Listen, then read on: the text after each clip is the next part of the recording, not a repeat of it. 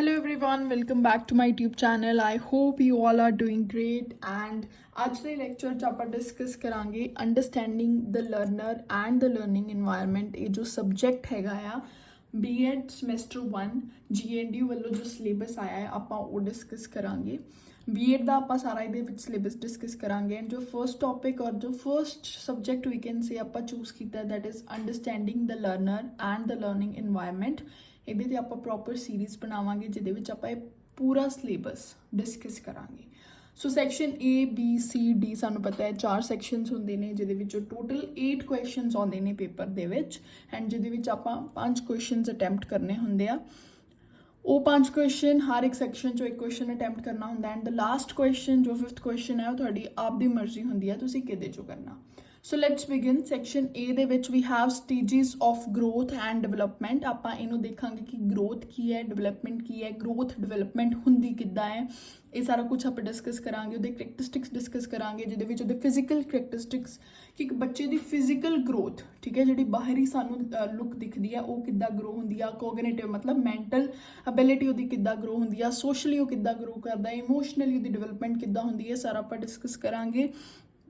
ਫਿਰ ਆਪਣੇ ਕੋ ਦੇਖੋ ਆਪਾਂ ਇਹਦੇ ਵਿੱਚ ਡਿਸਕਸ ਕਰਾਂਗੇ ਵਿਦ ਰੈਫਰੈਂਸ ਟੂ ਅਡੋਲੈਸੈਂਟ ਬਿਕਾਜ਼ ਆਪਾਂ ਕੀ ਵੁੱਡ ਬੀ ਟੀਚਰ, ਠੀਕ ਹੈ। ਤੁਸੀਂ ਜਿਹੜਾ ਵੀ ਇਹ B.Ed ਸਮੈਸਟਰ ਕਰ ਰਹੇ ਤੁਸੀਂ ਆਪਾਂ ਬਾਅਦ 'ਚ ਟੈਟ ਦੇਣਾ ਹੈ, ਉਸ ਤੋਂ ਬਾਅਦ ਆਪਾਂ ਟੀਚਰ ਵਾਸਤੇ ਐਲੀਜੀਬਲ ਹੋਣਾ ਬੇਸਿਕਲੀ। ਸੋ ਅਸੀਂ ਕਿਹਦੇ ਨਾਲ ਡੀਲ ਕਰਨਾ ਹੈ? ਬੱਚਿਆਂ ਨਾਲ।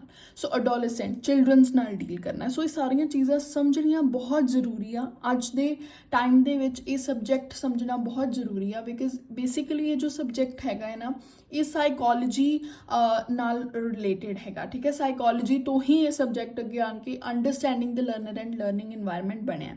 ਸੋ ਬੇਸਿਕਲੀ ਆਪਾਂ educational psychology or we can say child psychology ਪੜ੍ਹਨੀ ਆ ਕਿ ਇੱਕ ਬੱਚਾ ਕਿੱਦਾਂ ਸੋਚਦਾ, ਉਹ ਇਮੋਸ਼ਨਲੀ ਕਿੱਦਾਂ ਉਹਦੀ ਗਰੋਥ ਹੁੰਦੀ ਆ, ਕਿੱਦਾਂ ਉਹ ਇਮੋਸ਼ਨਲ ਵੀਕ ਵੀ ਹੋ ਸਕਦਾ ਹੈ। ਸੋ ਇਹ ਸਾਰੀਆਂ ਚੀਜ਼ਾਂ ਆਪਾਂ ਪੜ੍ਹਨੀਆਂ। ਸੈਕਸ਼ਨ B ਦੇ ਇਹ ਸੈਕਸ਼ਨ E 'ਚ ਆਪਾਂ ਇਹ ਸਾਰਾ ਕੁਝ ਪੜਾਂਗੇ ਸੋਸ਼ੋ ਕਲਚਰ ਫੈਕਟਰਸ।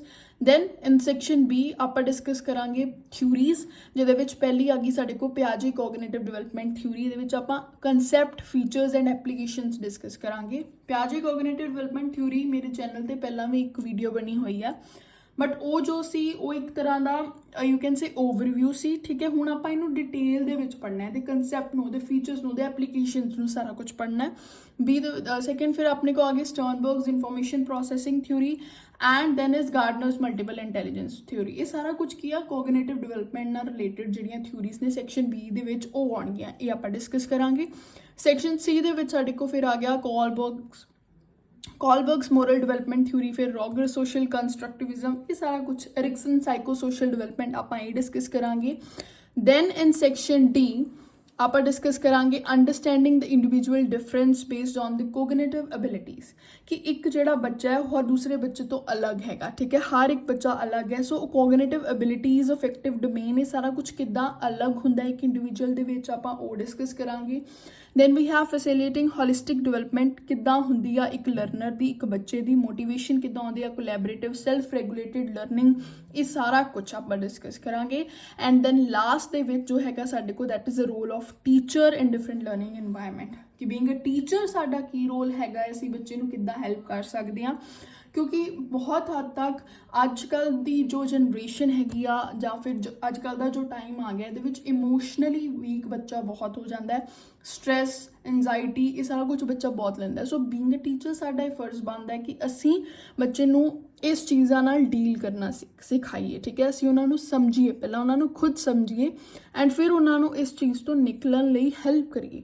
ਸੋ ਇਹ ਸਬਜੈਕਟ ਜੋ ਹੈ ਬਹੁਤ ਇੰਪੋਰਟੈਂਟ ਸਬਜੈਕਟ ਹੈ, ਕੰਪਲਸਰੀ ਸਬਜੈਕਟ ਹੈਗਾ BA ਸਮੈਸਟਰ 1 ਦੇ ਵਿੱਚ।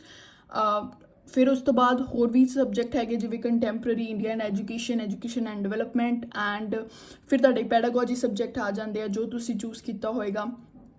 ਐਂਡ ਦੈਨ ਵੀ ਹੈਵ ਇਹਦੇ ਵਿੱਚ ਮੈਂ ਤੁਹਾਨੂੰ ਪੈਡਾਗੋਜੀ ਸਬਜੈਕਟ ਵੀ ਕਰਾਉਂਗੀ ਜੋ ਮੇਰੇ subject C that is English and home science, ਮੈਂ ਉਹ ਕਰਵਾਉਂਗੀ। ਤੁਹਾਡੇ ਚੋਂ ਜਿਹਦਾ ਕਿਸੇ ਦਾ ਅਗਰ ਇੰਗਲਿਸ਼ ਹੈ ਤਾਂ ਇੰਗਲਿਸ਼ ਦੇਖ ਸਕਦਾ, ਉਹਦੇ ਵੀਡੀਓਜ਼ ਵੀ ਆਉਣਗੀਆਂ ਐਂਡ ਹੋਮ ਸਾਇੰਸ ਦੀ ਵੀ ਆਉਣਗੀਆਂ। ਸੋ ਪਲੀਜ਼ ਗਾਈਜ਼ ਸਪੋਰਟ ਬਣਾਏ ਰੱਖਿਓ। ਅਗਰ ਵੀਡੀਓ ਅੱਛੀ ਲੱਗੀ ਹੈ ਲਾਈਕ ਸ਼ੇਅਰ ਸਬਸਕ੍ਰਾਈਬ ਜ਼ਰੂਰ ਕਰਿਓ। Bye bye, see in the next.